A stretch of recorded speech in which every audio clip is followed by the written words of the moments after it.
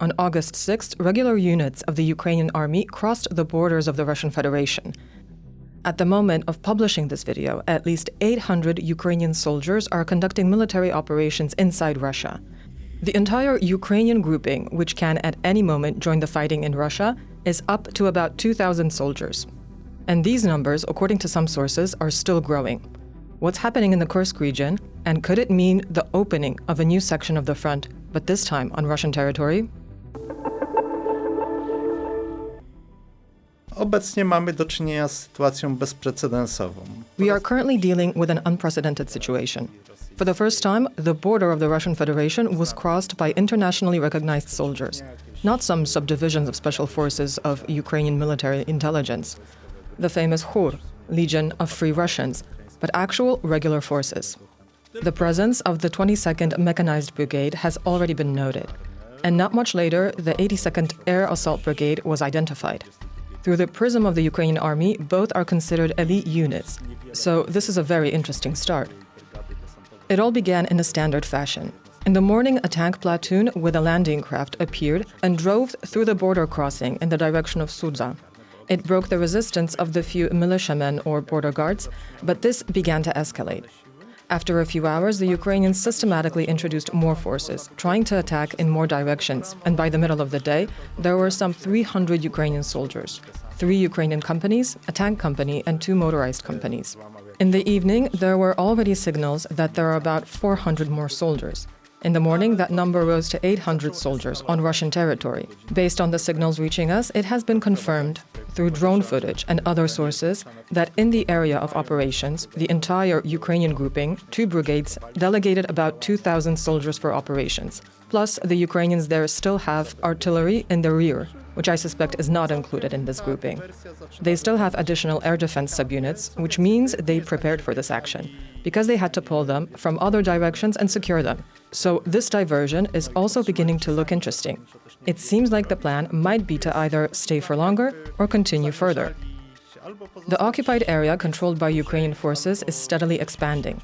In the beginning, it was a maneuver that worked out well. One strike and everyone, well, at least the Russian telegrams, feared that they were about to occupy Sudza, which is a district town with a few thousand inhabitants. Just before Sudza, they were held back and are now making progress elsewhere, crossing the border to the northwest of the region, in the Korenevsky region, where they made their main advance 2 nights ago, and yesterday began to push further, bringing in another force. Obviously, the Russians have not yet drawn in any forces that could realistically resist these Ukrainian forces. The moment the Ukrainians enter some mainly niche territories and try to move further, already there are some Russian defense forces prepared there.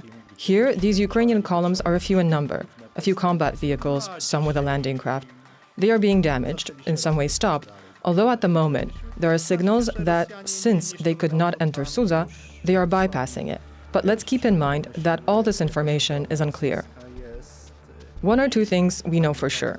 The first is that Ukrainian troops have entered the territory of the Russian Federation. And the second is that Ukrainian troops are on the territory of the Russian Federation. They are holding on, and where possible, they are trying to somehow advance further. Realistically, it's a small territory, but nevertheless, already several villages have been occupied.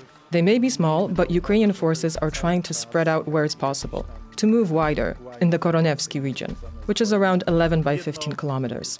So does this mean that a new section of the front may be established? Mamy w tej chwili pytanie, na ile to jest jeszcze dywersja? At the moment, we have to ask to what extent is this still a diversion? But this is a question of the purpose of this action. To what extent it's not a diversion, but just an attempt to create, at least temporarily, some new section of the front. Why temporarily?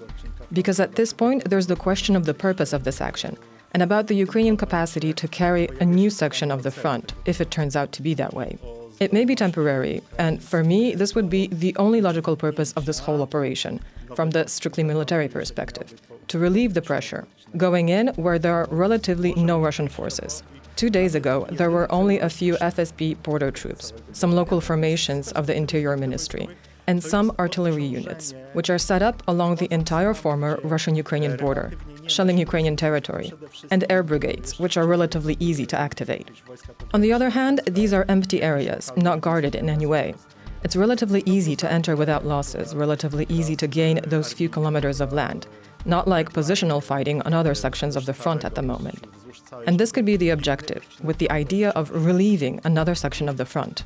And here we have to look at the extent to which the Russians will treat this as a slap in the face, and will quickly want to push the Ukrainians out of the territory of the Russian Federation. If they want to do it fast, and that's probably what the Ukrainian command could be after, that they would redeploy forces from where they certainly have them, where they are the closest, then this would result in relieving the Ukrainian units north and northeast of Kharkiv. That would be the only military purpose of this action. But then this could not be some sort of two-day raid, but Ukrainian forces would actually have to go into Russian territory and try to hold out for as long as possible. Not even attack, but just to hold on, provided the Russians have caught this bait and decide to retaliate as fast as possible, to get the aggressor out of their own territory and not conclude that, okay, now we'll just wait. We're not going to withdraw units from the front. So go ahead, Ukrainians, go crazy. We know that you have little logistical capacity compared to how the war is at the moment. And since you're opening another front line, since you're here, you go and try to keep up those units. And these units can hold out for 2-3 days. They will need support, and Ukrainians will have to sacrifice more forces so that the successes on Russian territory in the Kursk region are maintained. There is also the question of silence on the part of Ukrainian authorities. Already and several times, a legitimate question was asked whether this is some kind of giant mystification, since the Ukrainians aren't officially saying anything. And that's what's interesting. Since yesterday, there have already been 3 official frontline communiques by the General Staff of the Ukrainian Armed Forces, and not a word about what's happening on the bordering with Sudza and the Kursk region. The only thing that could be picked up by the media was an unofficial source in the military intelligence, the well-known KHUR, neither confirming nor denying the information. But there was confirmation that these are not the Ukrainian Russians that entered there, as was the case last year. The situation is also in no way used in Ukrainian propaganda messaging.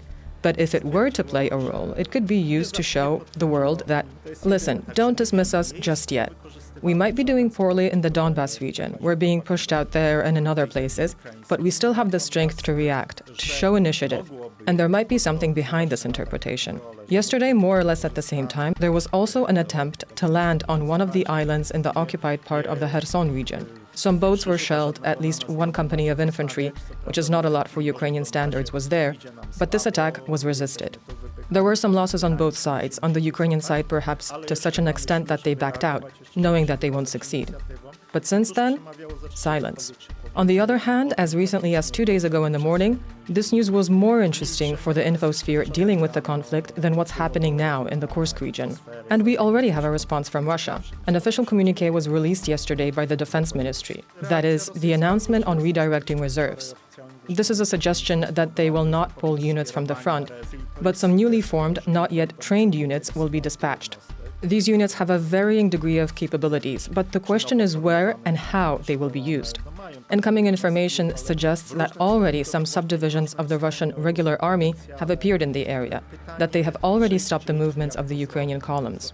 On the other hand, for those forces to counterbalance and stop Ukrainian forces from going further, we have to first know in which direction they're actually heading. Some ideas have appeared in the media, starting with the measuring station on the gas pipeline near Sudza.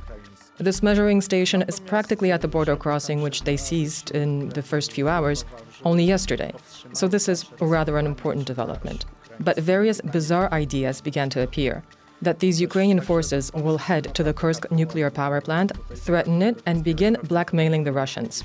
This sounds especially crazy since the Kursk power plant is about 90 kilometers away, and these Ukrainian forces are not capable of mounting such a raid. Thank you for watching. This is a very dynamic story, so follow us for more updates.